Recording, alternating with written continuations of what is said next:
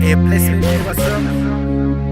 We are back with another bang. It's a boy C here. Yeah, it's our it's now.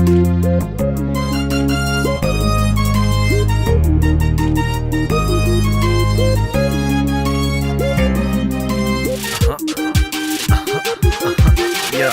Ndishaimanzi yoinini kurumbidza Mwari wangu, ndicharidza mbera ini kubonga Ishe Jesu.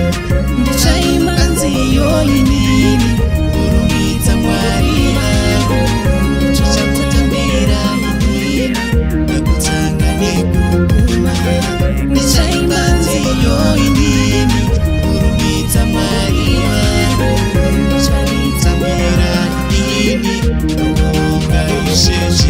Nyazakuda mutsvene mururu kumatenga, nhasi ndararama ATM aichatenga. Zvingankonese here kurumbidza samatenga? Kwete kwete bodo ndotoita sendopenga, dhagidenzi chirumbidza samatenga. Kana rivhese jaivhi Mwari Baba ndovakapenga, tibatiri makavapedza muzambiringa. Sandibate bachi please, ndakuenda kumanenga. Ndishaimanzi yoinini kurumbidza Mwari wangu, ndicharidza mbera ini kubonga Ishe Jesu. Ndishaimanzi yoinini kurumbidza Mwari wangu, ndichakutambira ini nekutanga nekuguma. Ndishaimanzi yoinini kurumbidza Mwari wangu, ndicharitambira ini wewe urega nditaure chokwadi chinodzimba. Vamwe havarumbidzi kana isu tichiimba, motukanganwa tembere ndiyo yake imba. Imo maanogara semapurisa ari mukamba. Mweya mutsvena noburuka tarumbidza, zita rake iguru isu tinomuudza. Mupe nguva uone kuti chii chinoitika, nguva diki diki iwe dzimwe ndimi uchaputika.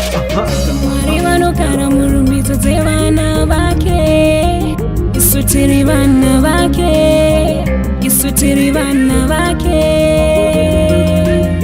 Mwari vanogara murumbidzo dzevana vake, imi muri vana vake, imi muri vana vake.